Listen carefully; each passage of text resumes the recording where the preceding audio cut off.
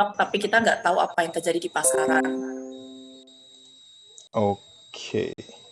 Uh, Sorry, if you don't mind, I would like to repeat again karena tadi ada sedikit gangguan teknis, kayaknya tidak terdengar dengan jelas. Mm-mm. Mungkin saya akan ulang pertanyaan yang tips yang nomor 1 nih, ya. Angel, kalau misalnya ini kan kita lagi ambil portofolio Wani contoh. Maaf ya, saya ulang dari awal. What do you do in daily habit? Kemudian apa yang membuat nasabah itu mau di-drive oleh Angel? Cara approach-nya seperti apa? Kemudian apa yang mendasari pengambilan keputusannya untuk misalnya men-trigger itu? Boleh di-share sekali lagi nggak? Sorry, thank you.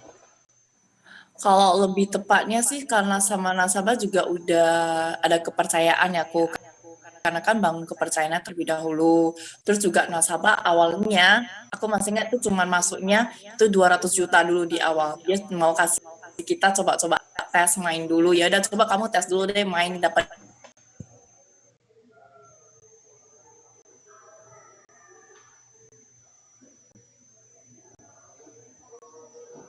kebetulan 1 bulan itu untungnya itu 3,5 juta dalam 1 bulan, belum termasuk dividennya ya. Nah, jadi dari nasabah juga udah percaya dan dia top up lagi hingga dananya sekarang itu udah ada 750 juta di reksadananya aja. Jadi sebenarnya di tepatnya sih sebagai marketing juga bukan hanya taunya oh masuk ya Ci karena ini momennya nih lagi merah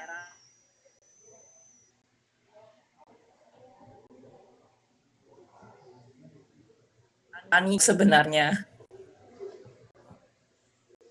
Oke. Berapa lama sudah kenal Wani?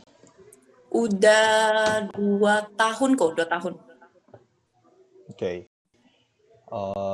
Dari awal waktu sebelum Wani masuk reksadana itu susah nggak sih gitu loh? How to crack? Karena ini teman-teman yang di Palembang basically mungkin masih dalam early stage ya untuk mulai membangun portfolio. Ya sama kayak awal-awal mungkin Angela ketemu Wani gitu. Can you share some of the happening atau apa yang terjadi di momennya itu gitu? Ya awal-awalnya susah ya.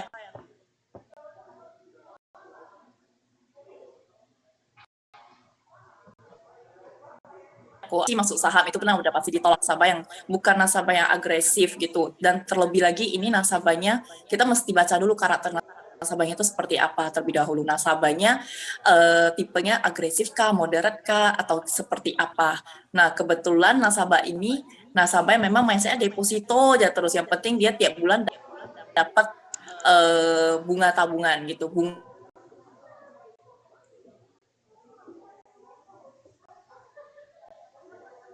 Bunganya kan tahun lalu depo kan turun.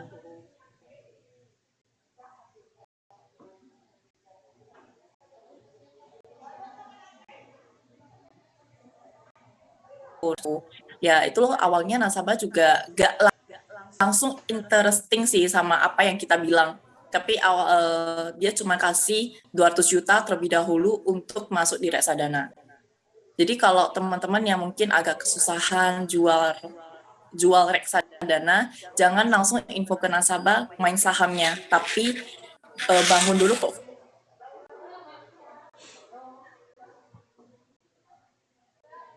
portfolionya ditolak ya. Karena kita aja nasabah pasti at least ada 7 atau 8 nasabah yang bakal masuk sih. Daripada kita langsung bilang masuk saham, karena rata-rata nasabah pasti nolak kalau saham. Oke, baik. Kita coba go to the second customer ya, Mariana. Nah, kalau Mariana ini ceritanya gimana? Ini saya kalau lihat dari bulan Mei ke bulan Juni ini kalau twin pairing switchingnya berarti 1, 2, 3, 4 kali switching dalam 1,5 bulan. Ya, itu journey-nya seperti apa dari awal ketemunya? Nah, awalnya nasabah ini kebetulan nasabah yang udah ada di bank kita, cuman di-handle oleh marketing lain. Nah, kebetulan nasabah juga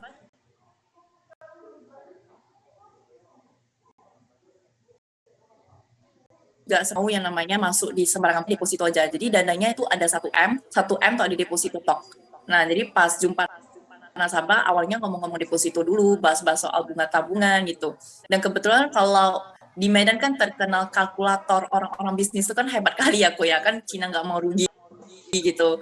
Jadi hitung-hitungan sama Ci Mariana, dan awalnya Ci Mariana bilang ya udah kalau gitu saya coba ke kamu 500 juta aja dulu, tapi saya mau lihat perkembangannya selama 3 bulan dulu, apakah memang benar-benar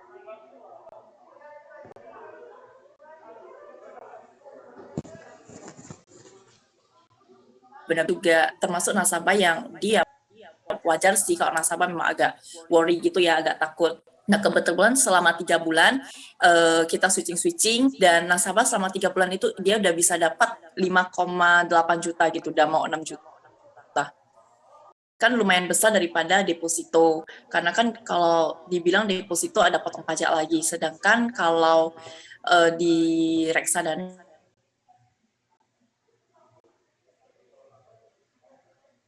nah dari sana nasabah jadinya top up lagi 1 M untuk memang beneran kita handle. Sebenarnya untuk bangun porto yang lebih awal itu pastikan nasabah memang secure dulu nih sama apa yang mau teman-teman ajak gitu. Kalau aku kan lebih ngajaknya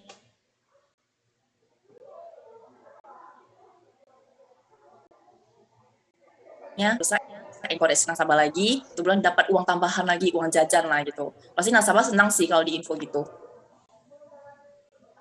Oke. Oke, kembali ke pertanyaan tadi.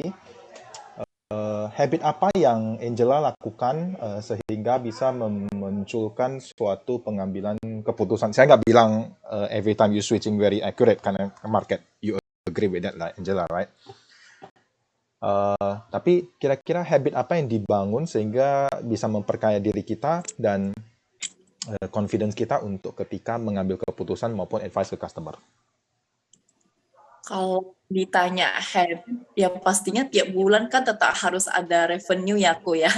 Jadi ya memang karena udah ada porto, kan sayang aja kalau nggak dikembangin lagi gitu loh. Masa tiap bulan kita cari nasabah baru terus untuk hanya masuk reksadana, kenapa nggak mau coba memperkembangkan porto sendiri lagi terlebih banyak. Atau juga kalau kita punya 10 nasabah aja, revenue kita tuh udah lumayan oke sih selama 1 bulan. Jadi kalau ditanya habit yang tiap kali dilakuin itu ya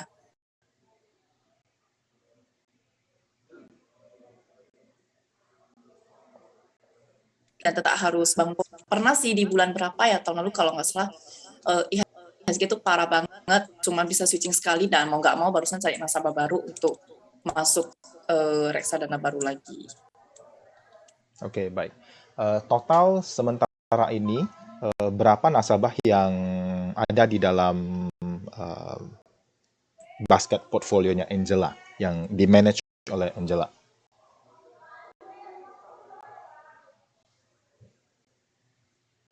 Sepuluhan gitu sih kok. Oke, 10. Kalau sekali pas lagi momennya switching, sekali jalan semua atau bagaimana? Atau ada di... Terkadang bisa 6 nasabah atau 7 nasabah. Oh ya, oke, baik. Oke, pertanyaan terakhir. Pesan-pesan apa dari Angela untuk teman-teman yang lain? Tentu bukan tetap semangat ya, tapi lebih ke kira-kira ini yang mungkin tips dari Angela yang perlu teman-teman lain lakukan untuk increase mungkin portfolionya atau habitnya supaya menjadi sales yang bisa switching reksadana. Yang pastinya sih yang pertama itu percaya sama diri sendiri dulu, sama produk yang kita jual sih. Karena kalau kita sebagai marketing aja ragu dengan produk sendiri, apalagi nasabah yang mau masuk. Saya percaya sih kalau suatu barang yang sebenarnya nggak gitu-gitu bagus, tapi kalau marketingnya pandai cara untuk menjual, itu produknya pasti laku. Jadi ya tetap punya mindset di mana oh ini produk ini pasti bisa dijual gitu, bukan hanya karena lihat banyak orang mengatakan saham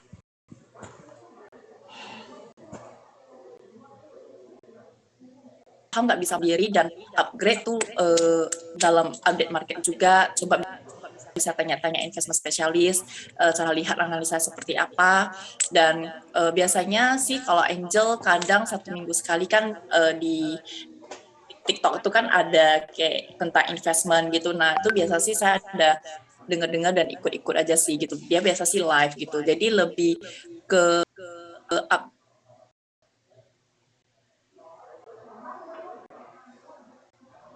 upgrade. Oke, baik.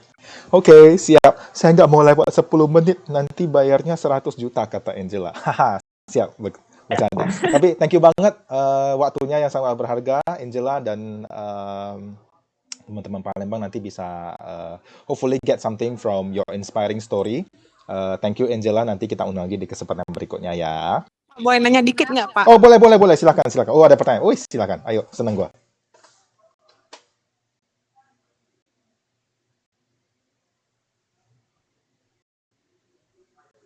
Ci, terus sekarang sudah berapa?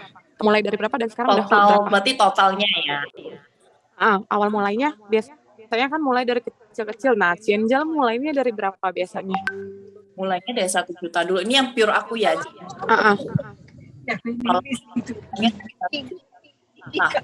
Sorry Ci, keputus-putus. Sekarang nggak ya?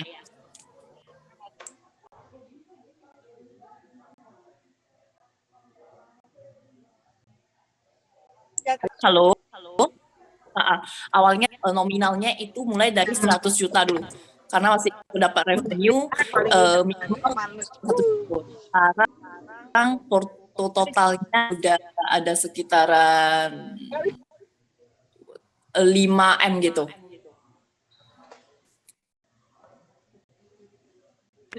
Oke, berarti memang mulai dari cepean kayak gitu ya, Ci. Terus sudah sampai nambah top up 5M itu beberapa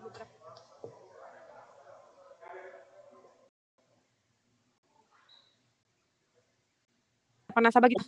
Beberapa nasabah sih jamnya pokoknya juga jam sekitaran 12 ya. Sebelum ambil keputusannya ya.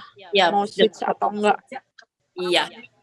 Karena kan sebenarnya kan market kan lewat jam 12 pun masih punya spare waktu untuk berubah. Kadang kan tiba-tiba market close, dia tiba-tiba plus gitu kan.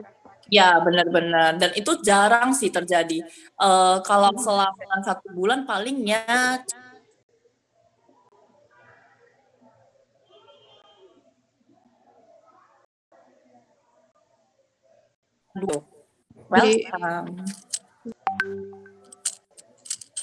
Oke, baik. Ada pertanyaan lagi dari mungkin teman-teman untuk Angela? Oke, baik. Andi. Oke, baik. Ada pertanyaan lagi buat teman-teman dari Angela, untuk Angela? Oke, sepertinya cukup. Terima kasih Angela, spending your time with us. It's very precious, very precious to share your experience. Pak Andi. Yes, silakan. Angela, thank you ya sharing-sharingnya. Bisa di-share ke kita nggak Angela? Berarti dalam 1 bulan ini Angela untuk yang revenue dari investmentnya sendiri, kalau dari TikTok ini berapa yang sudah terkumpul ya Angela ya? Per bulan ya, per bulan. Kita bilangnya bicaranya per bulan, Angela. Per bulan tetap terkumpulnya 19 juta. Paling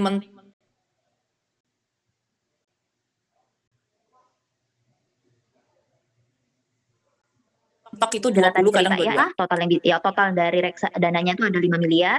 Berarti kalau dalam 1 bulan Angela bisa 2-3 kali switching, berarti terkumpul sebulannya itu bisa 20 juta ya? Iya, benar. Oke, thank you Angela. Mungkin yang RM yang lain, Emmy belum gabung ya. Yuli, Fanny, Oksan.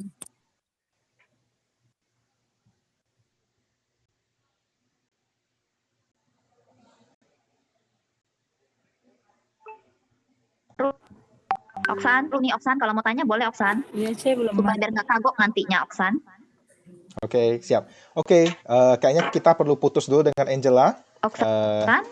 Ya, sepertinya oke, sorry, saya potong dulu. Sepertinya kita putus dengan Angela dulu, karena kita ada tamu podcast berikutnya, Oh, ada lanjut ya. lagi. Ya, Iya, oke. Pak Andi ya. Terima Oke, kasih oke, oke, oke, oke. Angela. Terima Terima kasih. kasih Angela. Thank you, thank you. Thank you. Thank you ya Angela. Makasih, Ci. Oke, baik. Oke, ini ada satu lagi namanya Dennis, ya, kebetulan juga dari Medan.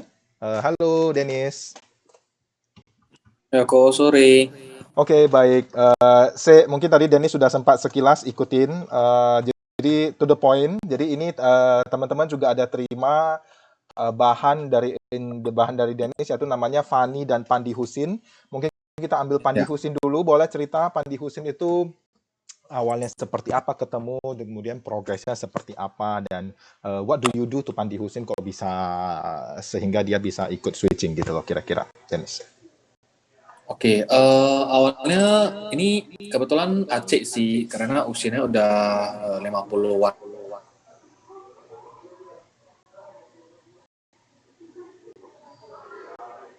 Memang deposan sekali, sangat ya zaman-zaman dulu lah maunya depo terus yang aman, nggak mau yang gimana karena takutnya kan bisa hilang atau gimana. Cuma terakhir diyakini dulu awalnya sih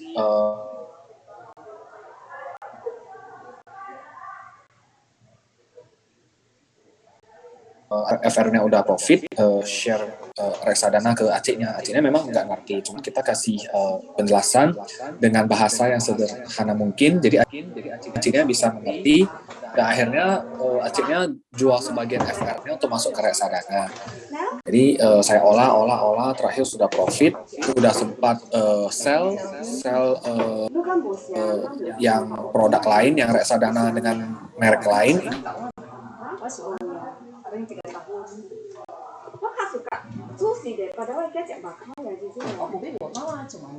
Udah sih setelah kita buat pindah semua, jadi makanya portfolio Aceh-nya sekarang ada 1 bio. Cuman kemungkinan sih dalam waktu dekat ini Aceh-nya mau tambah lagi sih. Jadi sebenarnya di sini pesannya sih lebih ke market update, berita-berita, terus mungkin ya IHSG sendiri harus kita pantau terus. Mungkin kadang harus dengar-dengar seperti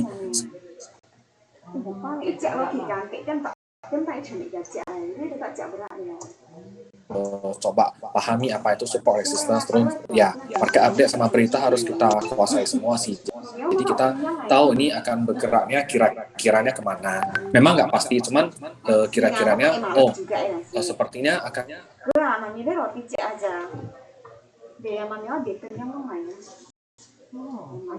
bilang ke nasabahnya, hari ini kita switching ya, karena kemungkinan sih bisa begini, karena beritanya sih seperti ini gitu. Jadi kita bisa yakini nasabah juga kenapa harus switching gitu. Jadi kita harus ada data yang lengkap, dan kita juga harus tahu market.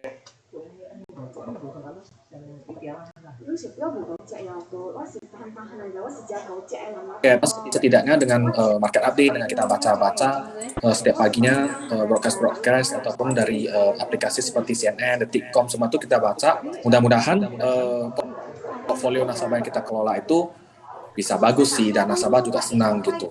Itu sih kok. Oke, thank you. Nah, kalau misalnya kita ambil sampling yang kedua, Fani. Nah, Fani ini seperti apa kira-kira ceritanya?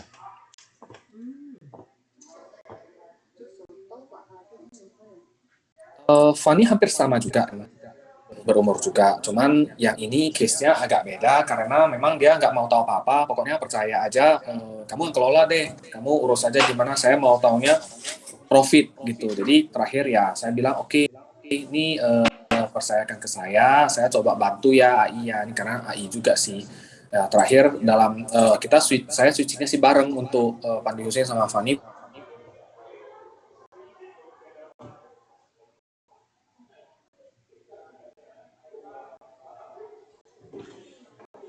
Barang marketnya semua bagus, dan terakhir memang sangat-sangat konservatif lah ini AI-nya gitu kok. Oke, kalau dalam satu kali pergerakan kira-kira berapa orang yang Dennis jalankan pada saat bersamaan? Rasa bersamaan Biasanya lebih kurang. Biasanya lebih kurang ada 10-an sih kok. 10 nasabah sekali jalan kalau bisa ya.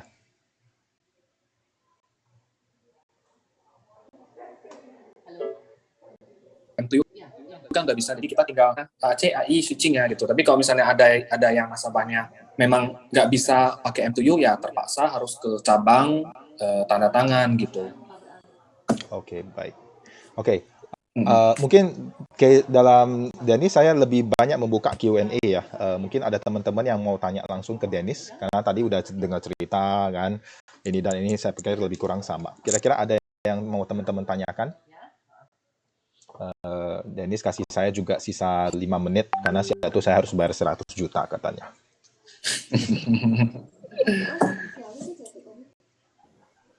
Ya, silakan teman-teman jika ada. Oke, sambil menunggu, resepnya apa sih? Kok bisa sih sekali misalnya bisa tadi kan kalau teman yang tadi sekitaran 6 sampai 7, kalau dirimu sekitaran 10 gitu. Gimana sih bisa kumpulin sampai 10 orang gitu sih? Ya tawarin kok. Maksudnya setiap nasabah yang datang kayak, deposito gue nih rate-nya kok gitu, nggak gerak-gerak gitu, malahan makin turun, ya kita coba tawarin ke obligasi. Obligasi itu ada harganya gini gitu, terus bisa makin turun nanti hilang uangnya. Ya udah, alternatif lain reksadana. Jadi coba ke reksadana gitu. Tapi biasanya sih saya lebih concernnya sih ke beberapa merek ya. Jadi ya saya pernah jalani, saya sendiri juga udah pernah jalannya.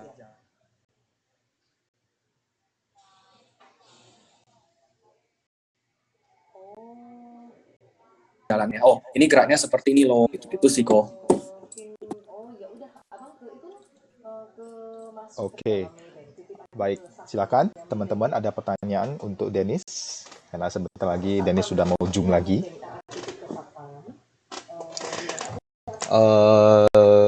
Oke, ini beberapa teman-teman dari sini kan sebenarnya kembali ke awal-awal kita mulai membentuk porto, ya pasti agak susah. Ada pesan nggak untuk mereka? Ya harus seperti yang Angel bilang juga sih, harus kuasai produknya, terus dari kita sendiri dulu harus ada raw modalnya sih. Kita sendiri dulu harus coba beli, kita coba subscribe, kita coba switching, kita baca berita semua, terus kita coba-coba lah, kita coba sendiri. Kalau misalnya sudah berhasil, nanti kita juga udah tahu sih, oh ternyata poinnya di sini gitu. Jadi kita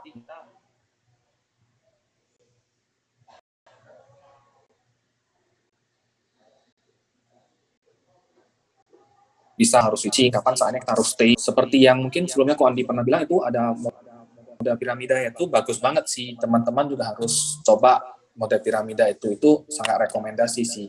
Jadi kalau misalnya nasabah-nasabahnya, dana nasabahnya kita buat seperti itu, sejauh ini sih saya praktekin sih berhasil sih, boleh dicoba sih teman-teman. Oke, baik. Saya buka satu pertanyaan dari teman-teman mungkin jika ada.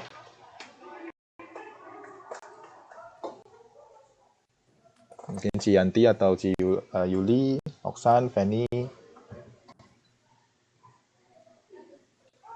Oke, lebih banyak fund house apa sih yang sekarang dimainin?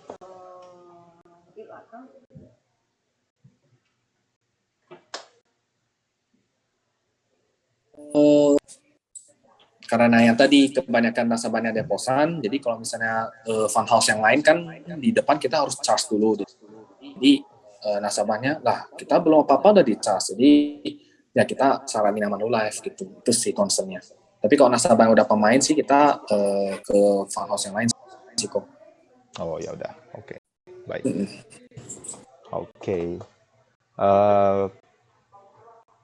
Oke, quick wrap up ya, dalam sekitaran 1 menit. Pesan-pesan untuk teman-teman yang lain. Intinya sih setiap pagi market update diikuti, berita-berita semua dibaca, terutama yang berkaitan dengan nasional, internasional, ekonomi, semua dibaca. Kalau misalnya ada bahasa-bahasa ataupun kata-kata yang mungkin kurang awam, di googling aja, oh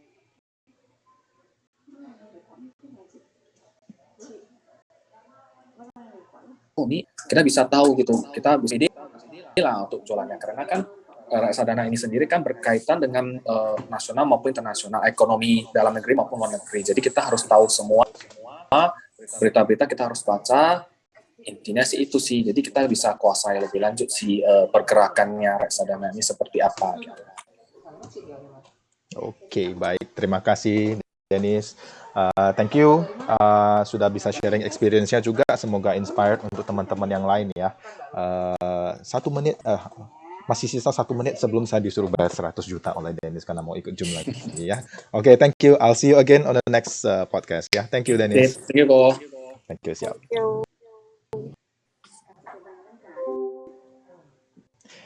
Oke, nah jadi sore ini kita ambil tema yang berbeda ya, teman-teman bisa. Jadi Angel itu tadi PFA sih, Dennis itu RM Medan 3 ya. Jadi tadi lupa tanya sih dia bisa dapat berapa revenue dari gini-gini. Tapi ya, it's okay lah, kurang lebih nanti akan dapat sama. Teman-teman yang di kantor atau di ini, oke, ada dari yang tadi ada yang mau ditanyain nggak gitu kira-kira?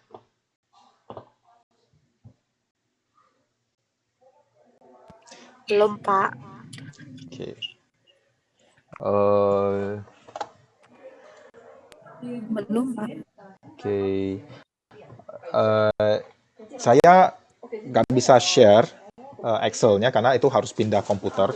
Karena yang saya kirim dari email kantor, sedangkan ini saya menggunakan laptop pribadi. Jadi kalau nanti cross datanya nanti dikirim keluar nanti berbahaya. kena surat cinta nanti dari HC ya. Nah, jadi teman-teman lihat kalau untuk case-nya Dennis tadi dia selama 1 bulan. Kita range-nya juga ngambil sama ya, berarti dari awal Juni sampai sekarang lebih kurang 1,5 bulan. 1, 2, 3, 4, 5, 6. Nah, dia kayaknya 6 kali sih. Jadi kayaknya dia lebih seringin. Dia kalau yang case-nya Pandi berarti dia lebih sering. Kalau yang Fani cuma 3 kali. Nah, pada Pandi dia bisa buat lebih sering, pada Fani dia buat cuma 3 kali dalam range waktu 1,5 bulan dari awal Mei sih. Nah, teman-teman nanti bisa lihat NAB-nya, mereka punya pola kan. Sekali jalan, berarti jalan. Mungkin beberapa nasabah. Sekali keluar, ya keluar juga beberapa nasabah. Tapi untuk membuat formasi tim seperti itu ya memang harus di-collect. Nah, tadi how to collect customer-nya ya semuanya berangkatnya sama, tidak ada customer yang tiba-tiba datang menyerahkan diri, tolong kelola duit gua dong. Enggak, semua itu pasti ya kalau lihat 4 nasabah ya, 4 nasabah ini semua ceritanya sama, ya kan? They start with 0 gitu loh, mulai dari deposito, tapi pelan-pelan dikembangin, ya size kecil, grown up, portonya menjadi besar. It takes time, of course, tapi juga harus dibarengi dengan kemampuan pengembangan diri sih. Tadi udah dikasih resep-resep ya, apa key secretnya mereka, habit-habit apa yang mereka lakuin, dan teknik-teknik apa yang dipakai gitu loh. Nah, semoga bisa teman-teman bisa dapat polanya. Jadi kalau teman-teman belajar pola-pola dari orang-orang yang sudah melakukan ya lebih gampang daripada cari pola sendiri kan. Nah, gitu kira-kira bahasanya. Oke. Ya, silakan. Ada bertanya atau oke, mungkin pengen tahu ini apa yang terjadi sekarang di market atau apapun itu, silakan. Ya, Pak, boleh cerita market lagi gimana nggak, Pak? Karena nggak ngupdate berapa 2 hari ini, Pak. Oke, jadi pada prinsipnya marketnya sekarang masih nomor 1 itu sudah pasti masih headline-nya di inflasi, yaitu kenaikan harga-harga barang. Ya, jadi teman-teman harus ingat bahwa inflasi itu kenaikan harga barang itu ada 2 penyebab. Satu adalah dari sisi push and pull, apa kita bilang bahasa gampangnya adalah Harga barang bisa naik karena dua hal. Satu, barangnya langka, peminatnya banyak. Nah, contoh kayak sekarang, krisis energi, ya kan? Kalau teman-teman lihat yang saya share di grup tiap pagi, itu kan sebenarnya saya cariin bahan-bahan buat dibaca, kayak baca koran pagi-pagi gitu loh. Jadi batu bara naik, minyak naik. Kenapa? Ya barangnya langka, barangnya tidak banyak saya bilang, tapi peminatnya banyak. Kenapa? Karena seiring dengan the reviving of the economy, kembalinya ekonomi setelah COVID, permintaan itu menjadi melonjak. Sedangkan pada saat COVID mereka kan men-slow down produksinya karena kan demand tidak tinggi. Nah, tiba-tiba ketika mereka baru mulai menaikkan produksinya, contoh, tapi demand-nya super banyak sehingga harga naik. Nah, itu menyebabkan inflasi. Ya. Yang kedua adalah dari sisi bank sentral. Jadi bank sentral melihatnya loh, kalau bank sentral kan nggak bisa mengkontrol yang faktor yang pertama tadi, yang produksi, supply and demand. Tapi kalau bank sentral itu kan ngurusinnya adalah money flow. Ya, jadi bank sentral melihatnya apa? Wah, ini kalau harga naik karena banyak duit beredar. Ingat, banyak duit beredar itu seperti apa contoh? Contoh kalau teman-teman misalnya, oke, harga properti, harga properti kok, harga rumah kok bisa naik dengan kencang ya? Iya, karena digoreng loh. Maksudnya digoreng gimana sih? Iya, karena developer bangun baru, terus dipromosikan, terus orang-orang pegang duit banyak karena kemarin kan suku bunga rendah, ya kan? Jadi kayak tadi kan dengar cerita Angel, Dennis kan, suku bunga rendah, orang komplain, ya pasti dia pegang duit banyak, dia merasa bahwa daripada saya letak di deposito, ya udah saya belanjain sesuatu yang saya investasikan gitu, sesuatu yang bisa lebih growing. Nah, udah saya beli rumah, jadi developer beli bangun apapun saya beli. Nah, kalau semua orang berpikir seperti itu, maka harga rumahnya kan kayak tanda kutip digoreng naik. Nah, dari sisi bank sentral melihatnya seperti itu. Wah, ini berarti duitnya banyak nih orang. Maksudnya money flow di kalau bahasanya bank sentral berarti M1 namanya ya, money flow gitu loh. Jumlah duit yang beredar. Nah, ini jumlah duit yang beredar banyak. Wah, kalau gitu kita harus suruh duitnya balik ke bank, kira-kira seperti itu, supaya mereka jangan nggak banyak pegang duit cash, sehingga kemampuan belinya tidak tinggi gitu loh.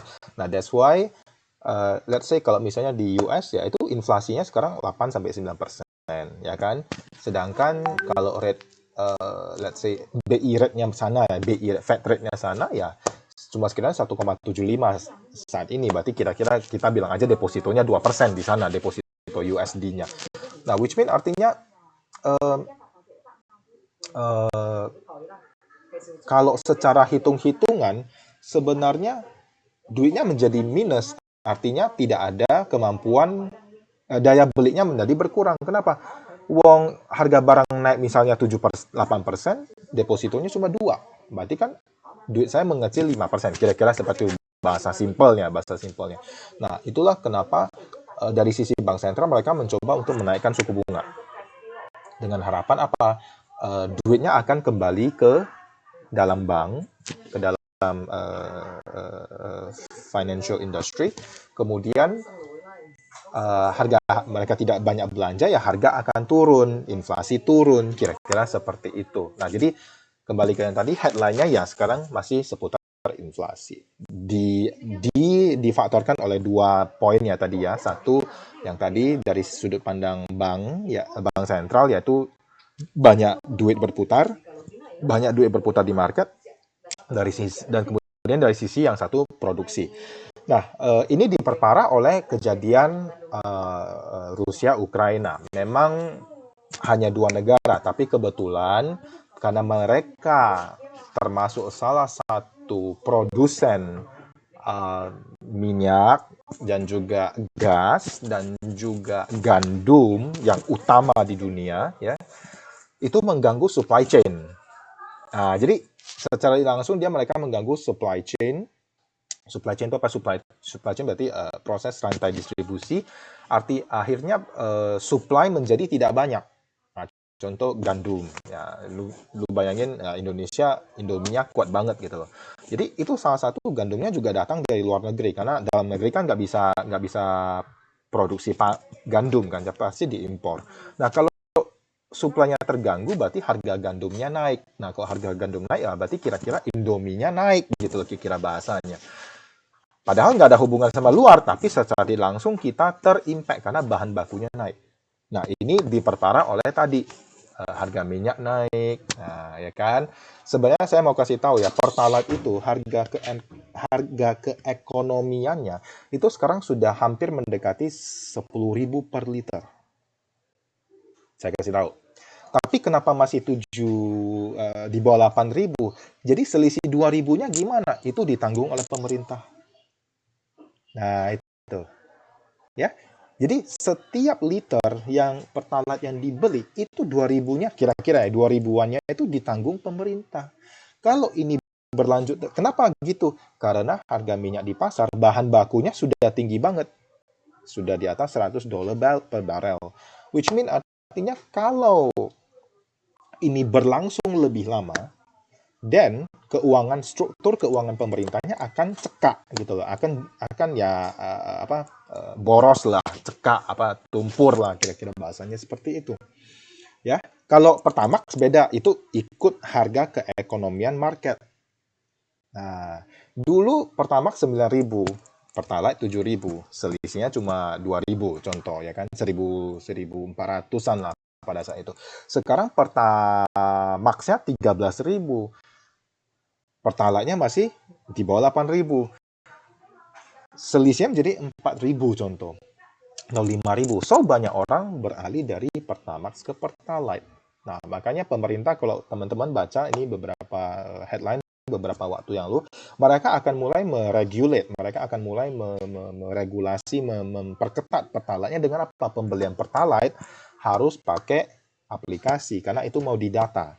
Nah, konsep ini sebenarnya adalah sama sudah berlaku ketika kemarin ada krisis minyak goreng. Nah, cerita sedikit, minyak goreng yang kemarin biasanya dulu sebelum waktu zaman-zaman COVID atau sebelum COVID, satu pouch minyak goreng isi 2 liter itu sekitaran 25.000 ya kan, 30.000 lah. Berarti 1 liternya let's say sekitaran 12.500 sampai 15.000 let's say. 12,5 sampai let's say 14.000 lah per liter. Nah, kemarin puncak-puncaknya satu pouch 2 liter itu bisa sampai 50.000. Artinya 1 liternya melonjak 2 kali lipat menjadi 25.000 per liter. Nah, gitu. Ya. Nah, tapi pada saat itu pemerintah mematok, gua nggak mau tahu ya, minyak goreng curah pada saat itu ya, yang di curah kita bilang ya untuk masyarakat yang itu beli minyak goreng dalam bentuk plastik ya, atau plastik biasa, plastik yang asoy gitu ya kan, bukan yang di supermarket ya. Nah, nggak mau tahu itu harus 14.000, sedangkan bahan bakunya saya kasih tahu ya, itu 1 liternya sekitaran 18.000 pada saat itu. Jadi bahan baku 18.000. Pemerintah minta dipatok jual 14.000. Jadi selisih 4.000-nya nombok dong si produsen. Nah, pemerintah kasih subsidi. Jadi atas setiap 1 liter yang dijual, pemerintah kasih subsidi 4.000. Loh, pemerintah kok kayak Sinterklas bagi-bagi subsidi? Ya memang tugasnya pemerintah seperti itu. Dia berusaha untuk menstabilkan atau juga tidak menciptakan gejolak. Lu bayangin kalau tiba-tiba minyak gorengnya langka, BBM-nya langka, apa yang terjadi? Berarti banyak demo, nanti akan chaos, nah something like that. Nah, jadi ini yang teman-teman supaya dapat gambaran besarnya ya. Nah, bulan 7 nanti harga PLN juga naik, tapi untuk 2.200 ke bawah gitu ya kan. Nah, karena kalau secara populasi itu kan kayak piramida ya. Masyarakat yang kita bilang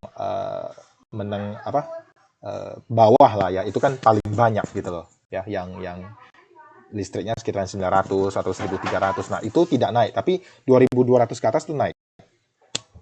Nah, kenapa? Karena untuk memproduksi listrik itu pakai batu bara. Batu bara naik. Jadi bahan dasar, bahan bakunya naik, ya sebenarnya harga modalnya juga naik gitu loh.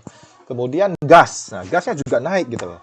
Nah, jadi so you see, ini adalah tentang inflasi. Makanya sekarang everywhere in the world itu sebenarnya lagi fighting inflasi, tapi diperparah oleh krisis supply-nya.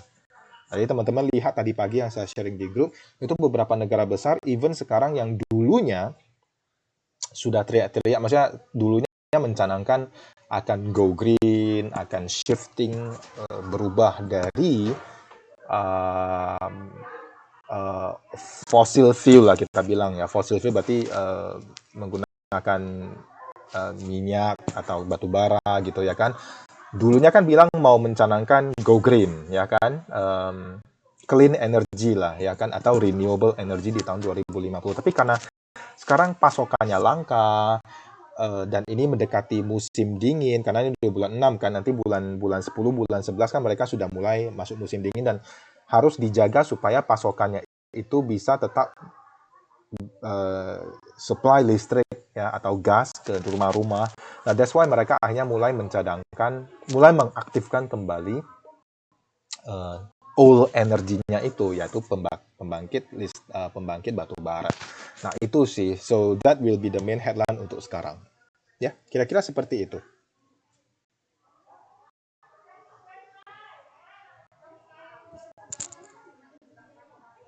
Semoga tidak ngantuk. Yes, Pak Andi, silakan. ini kan mau kejar ke Korea semua nih Pak, 3 bulan Pak. Oke, terus? Nah, makanya trip and strict lah Pak. Jadi para RM semangat tuh buat kejar ke Koreanya ya. Feni sudah menghayal pakai baju hanbok, Yuli juga sudah ini.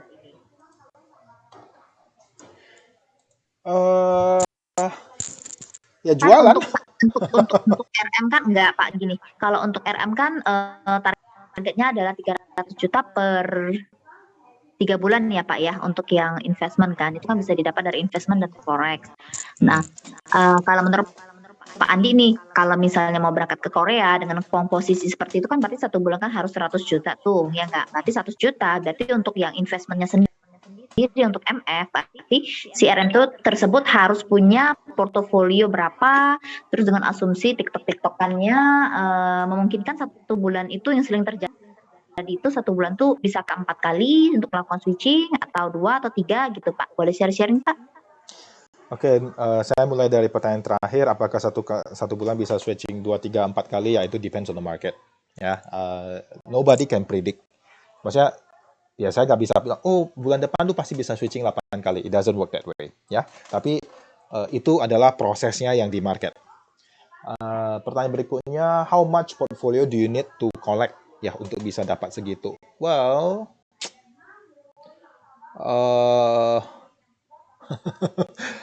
kalau berkaca dengan kondisi sekarang, posisi teman-teman, posisi kita sekarang, saya pikir sebenarnya even sorry ya maaf, even you belum mulai switching gitu loh. Jadi I think it's agak early, agak dini sih.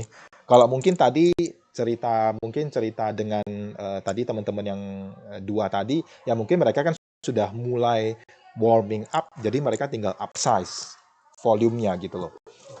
Ya, upsize. Tapi kita dalam case ini sebenarnya yang dibutuhkan adalah memulai habitnya dulu. Memulai habit. Nah,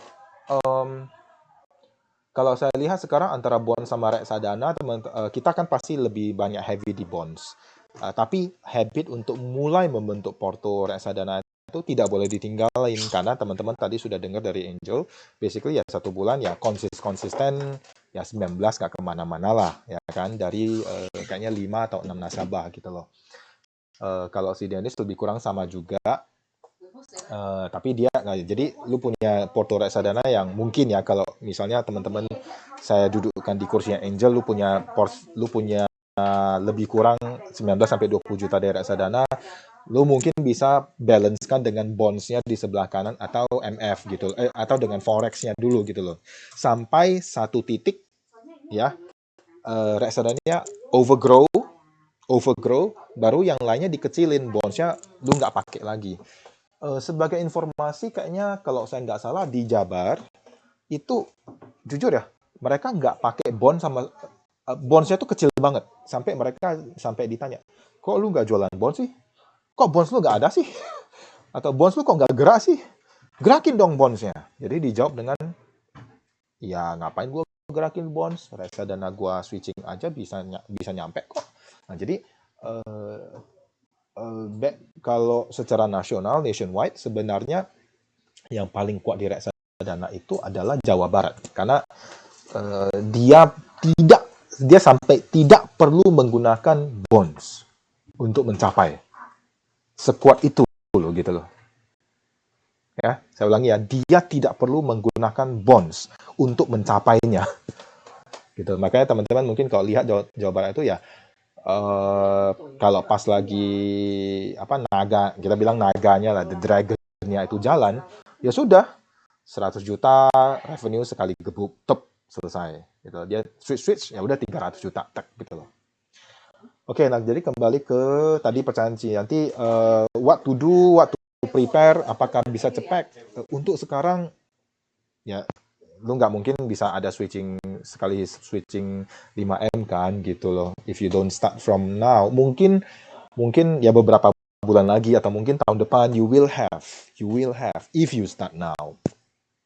Ya, tapi habit itu harus muncul dulu. Nah, habit itu mungkin teman-teman bisa dapat dari inspiring story-nya dari Angel atau Dennis tadi, what they do, ya kan? Habit-habit apa?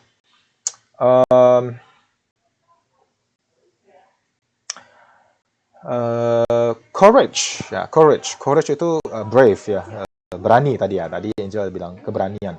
Keberanian itu mulai dari sesuatu yang kecil. Nah, ya tadi Yulia ada sempat tanya, ya mungkin 100 juta, atau mungkin tadi Angel udah bilang ya, Dennis ada bilang ya, mulai dari diri sendiri, ya kan? You have to start. Nah, gitu loh. Karena teman-teman pasti merasakan, ya lu kalau ambil bonds, ya ambil kasa itu pasti. Tapi kalau reksadana, basically ya mereka muternya duitnya itu. Jadi mungkin pakai 1M ya muternya itu aja. Jadi sebenarnya kasanya menjadi tidak terganggu.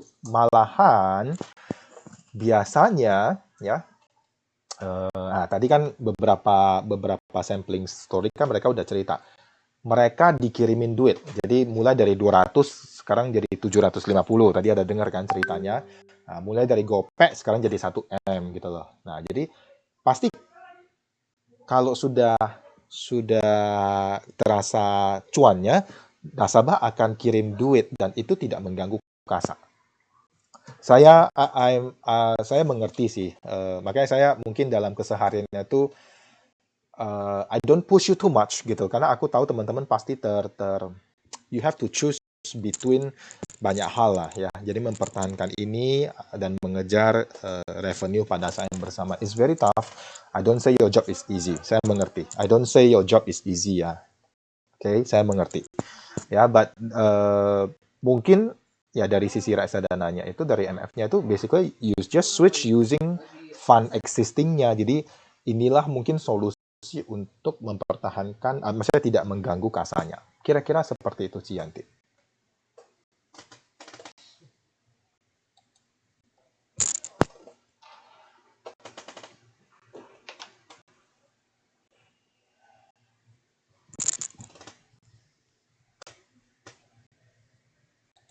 Ya, mungkin kenapa saya tadi coba sharing beberapa Excel dari nasabahnya mereka, supaya teman-teman mungkin bisa ikut hitung. Ikut hitung. Jadi bisa kalau teman-teman, ini adalah Excel yang ditarik dari Medallion. Jadi, Medallion bisa tarik seperti ini ya? Bisa. Ya, pasti beberapa teman-teman sudah pernah pakai Medallion. Ini adalah customer history transaction, jadi bisa ditarik dan bisa dibuatkan portonya. Jadi nggak usah ketik-ketik lagi, cuma ambil, dan mungkin kalau teman-teman ada mau kopas, ya kan, copy paste datanya, ya udah. Jadi portfolio itu tinggal dikopas, jadi nggak usah ketik satu-satu, gitu loh. The beauty of Medallion, jadi teman-teman membuat portfolio secara langsung gitu, tanpa harus ketik-ketik lagi. Tinggal ditarik, kemudian comot, taruh, kopas, hitung. Nah, hitung gitu. Nah, pada case misalnya siapapun lah, kita ambil aja contoh Mariana ya. Nah, teman-teman nanti bisa buka, lihat di sana ada NAV waktu dia beli dan NAV waktu dia jual. Nah, hitung selisihnya, kemudian persenkan. Nah, jadi nampak sekali switching itu dia cuannya berapa gitu loh kira-kira. Yes. Semoga membantu. Silakan, ada pertanyaan lagi.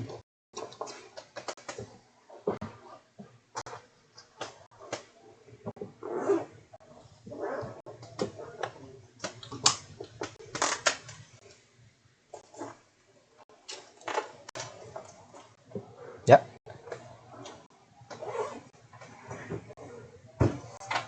Oke, silakan. Ini sore ini kita lebih banyak ini ya pakai teknis, ya kan? Saya kepikirannya karena kita sudah beberapa kali kasih bahan, maksudnya basic lah ya. Mungkin yang dibutuhkan sebenarnya adalah bukan tentang teori mengemudinya lagi, tapi how do we drive the car now gitu loh, ya. How do we drive the car now? Memang ya tadi siapa Angel ada bilang ya, if you don't believe on what the product is, ya memang agak you have to believe lah, karena semua kecap tuh harus nomor 1, nggak ada kecap yang nomor 2 sih, ya.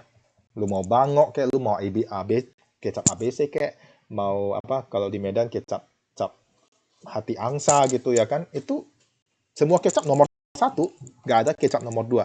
So memang harus believe ya, and do it. Nah, gitu kira-kira.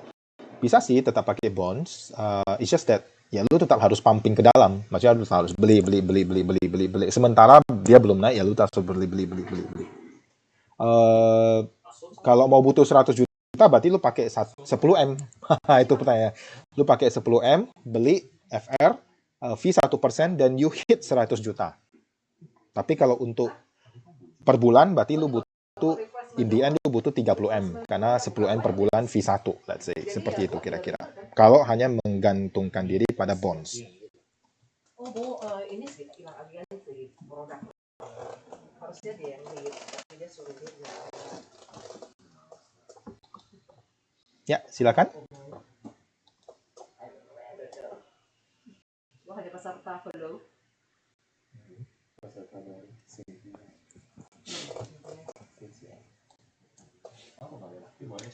Kalau misalnya nggak ada, supaya teman-teman juga tidak terlalu lama tersandra dengan saya dan waktunya teman-teman juga bisa lebih efisien dan bisa dipergunakan untuk hal yang lain, kita bisa sudahi dulu. Tapi kalau misalnya ada lagi pertanyaan, silakan.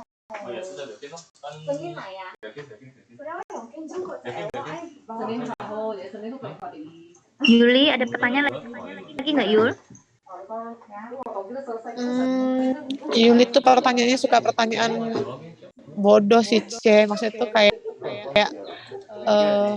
hal-hal simple. Takutnya Pak Andi tuh udah betean sudah dengarnya. Enggak. Tenang. Saya handle 60 Andi, ya. Yuli takut bete, Pak Andi. Nah, tanya aja Yul, nggak apa-apa Yul. Yang bener loh Yuli. Kadang chat 24 Pak jam. Andi. Iya, kadang sering bener siang-siang ganggu Pak Andi. Pak, ini nanyain hal-hal kecil dan simple sih. Kayak ini sih sebenarnya Yuli pengen tanya aja, harusnya sih tadi tanyanya sama si Denny sama Angel tadi harusnya. Maksudnya Yuli tuh pengen tahu mereka cara maintain nasabahnya itu seperti apa. Kalau Yuli sih caranya, misalnya hari ini beli, nah besok Yuli lihatnya tuh di run report, tapi Yuli baru berani ambil action itu kalau pokoknya udah kelihatannya di IN 024-nya Pak, misalnya di IN 024-nya dia cuan nih 1% sekian, nah itu baru Yuli berani switching. Tapi kalau enggak, Yuli belum pernah ngitung secara unitnya. Nah, maksud Yuli tuh sebenarnya harusnya bagusnya tuh memang hitung per unit ya Pak, enggak per by system kelihatan ada cuan kayak gitu ya. Oke. Mungkin kalau ada kesempatan lain lagi, atau mungkin Ih, minggu tadi depan. lupa. Ya mungkin nanti kita mau undang mereka lagi ya supaya ada part 2. Tapi dalam kesempatan ini dan saya akan bisa jawab. Nah, ini kan ada tabel Excel. Sorry, Yuli di luar ya? Maaf. Udah di luar atau di dalam kantor? Oke. Kalau di dalam kantor, itu ada file Excel berisi customer history transaction. Di sana sebenarnya kita menghitung NAV unit waktu dia switch out atau dia beli misalnya, dan NAV waktu dia ya memang kita nggak tahu berapa NAB-nya waktu hari ini misalnya kita mau take profit atau mau switch into ya misalnya. Jadi oke, misalnya saya sudah masukin ke equity contoh ya pada harga NAB-nya misalnya 1.000 aja contoh. Sekarang IHSG-nya naik contoh.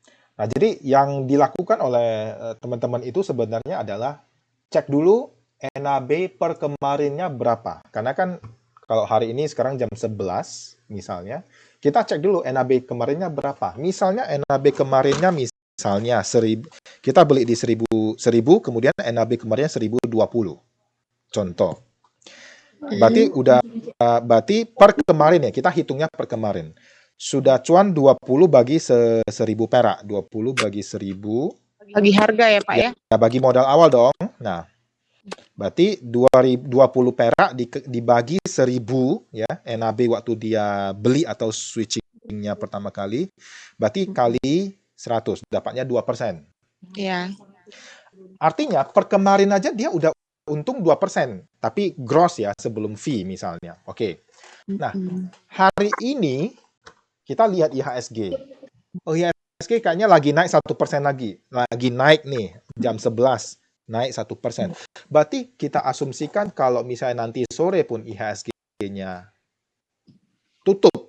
ditutup ya, plus positif 1%, berarti kira-kira kita mengasumsikan bahwa NAB-nya dari kemarin kan udah untung 2%. Berarti kira-kira NAB-nya masih bisa tambah 1% lagi, 3% contoh. Oke, jelek-jeleknya. Oke, lah, nggak naik 1%. Memang IHSG naik 1%, contoh. Tapi bisa aja NAB-nya misalnya nggak naik 1%, misalnya naiknya cuma setengah, contoh. Nah, oke, berarti per kemarin kan sudah ada tabungan 2%. Nah, kita anggap saja ada tambahan lagi nanti sore 0,5%, berarti 2,5%. Nah, mulai hitung 2,5% itu kotor, gross, karena kan ada kena fee switching. Nah, misalnya fee switchingnya misalnya lah, ya kan, setengah dan setengah, contoh aja, setengah dan setengah. Kalau ya, setengah dan setengah kan berarti totalnya 1. Nah, berarti tadi grossnya 2,5. Nah, potong fee switching misalnya 1, karena kan setengah dan setengah. Nah, berarti kira-kira kalau saya jalankan ini berarti nasabah masih punya untung 1,5%. Nah, oke nggak? Nah, baru kemudian kita hitung. Nah, baru bahasanya lagi ngomong ke nasabah. Biasanya si salesnya suka tanya, Andi, nasabahnya untung netnya, dia cuan netnya perkiraan misalnya 0,5. 0,5 ya? 0,5%. Nggak banyak sih. Tunggu dulu, saya bilang. 0,5% dalam berapa lama? Nah, baru, 0,5%-nya dalam 3 hari. Wah, 3 hari mah gede. Net. Jadi bisa dapat 0,5% dalam 3 hari. Contoh. Gede dong, saya bilang. Ya kan? Kenapa? Kenapa? Coba. Nah, 0,5% dalam 3 hari. Kalau sebulan 30 hari kan berarti 0,5. Berarti 30 bagi 3. Berarti 10 kali lipat. Berarti 0,5 kali 5. Nah, berarti sebenarnya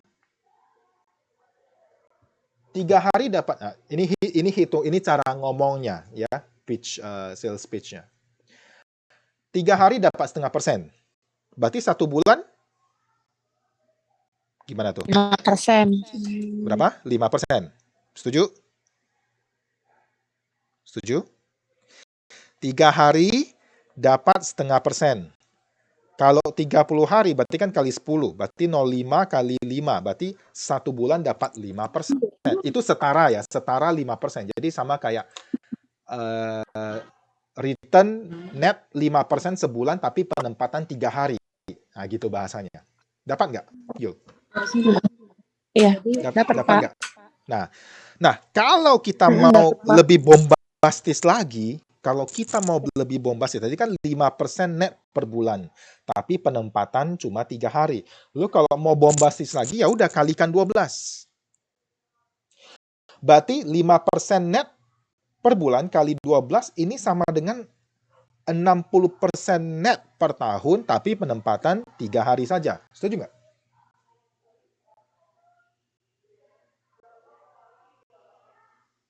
Sorry, dapat nggak feel-nya?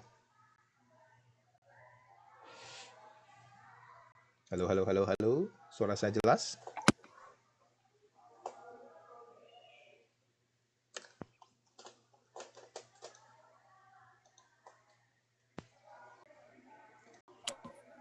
Point is that kalau tadi sebenarnya ada satu video di depannya itu tahu Atta Halilintar ya? Atta Halilintar tahu? Tahu, Pak. Oke.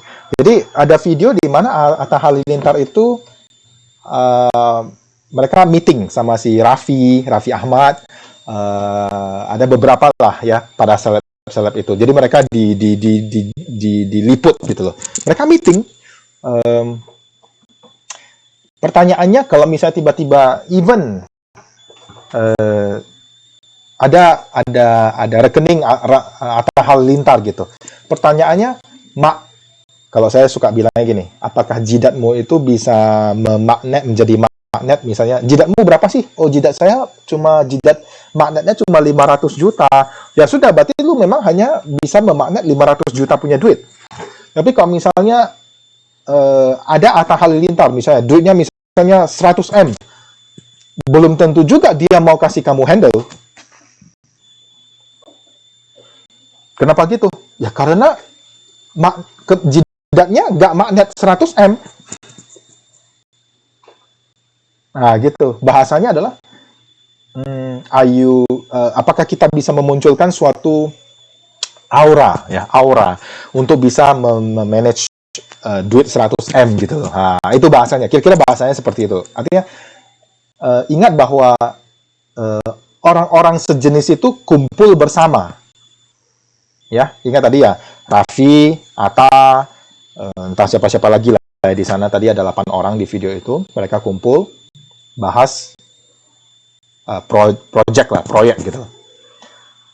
Orang sejenis kumpul dengan sejenisnya. Susu ketemu dengan susu. Susu sama minyak nggak akan ketemu. Nah, jadi untuk jadi kayak tadi,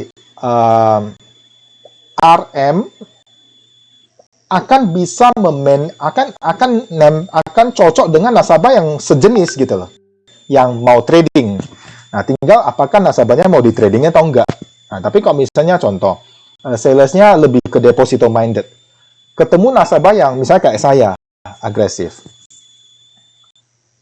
Saya lihat dia saya tanya ada produk apa, dia nawarin deposito. Ya saya juga nggak akan respect, nggak akan nempel duit saya ke dia, gitu loh bahasanya.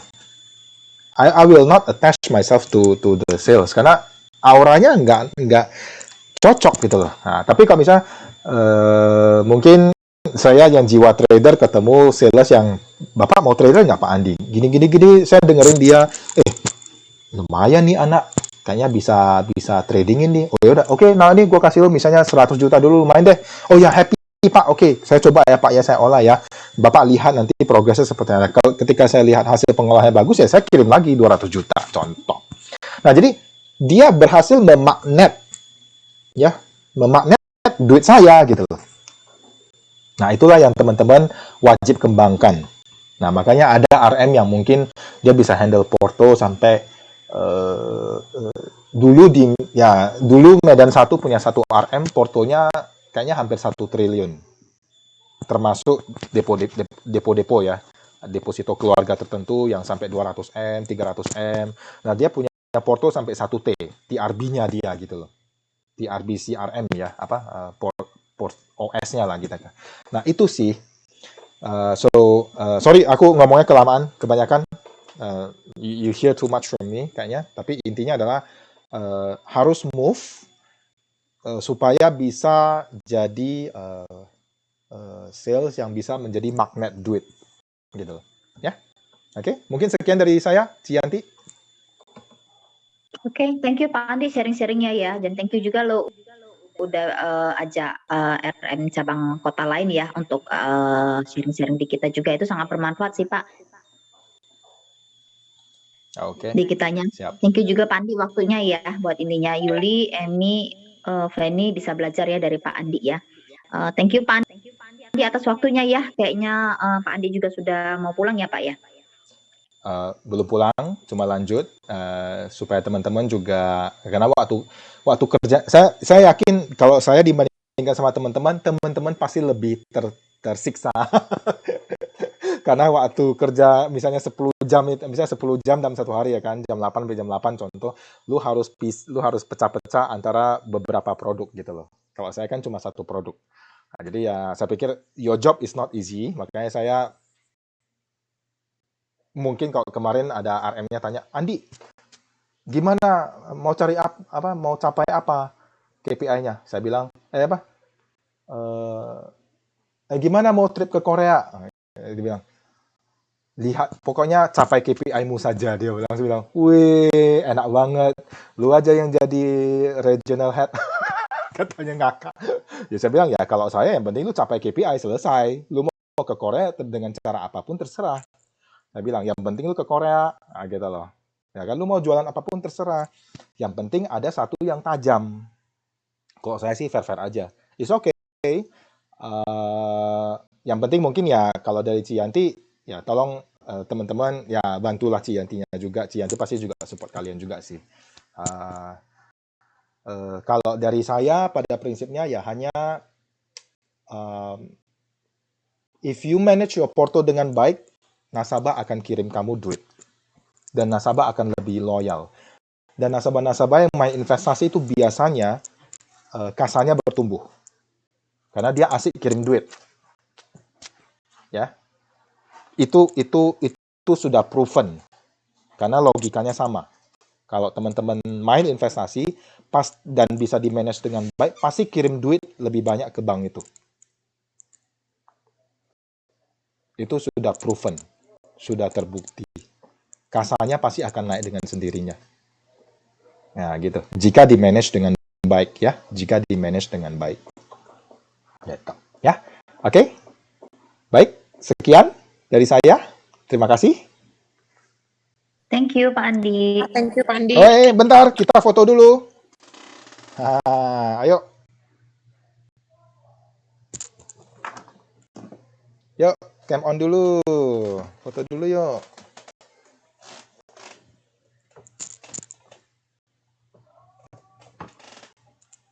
Ayo, di cam on dulu.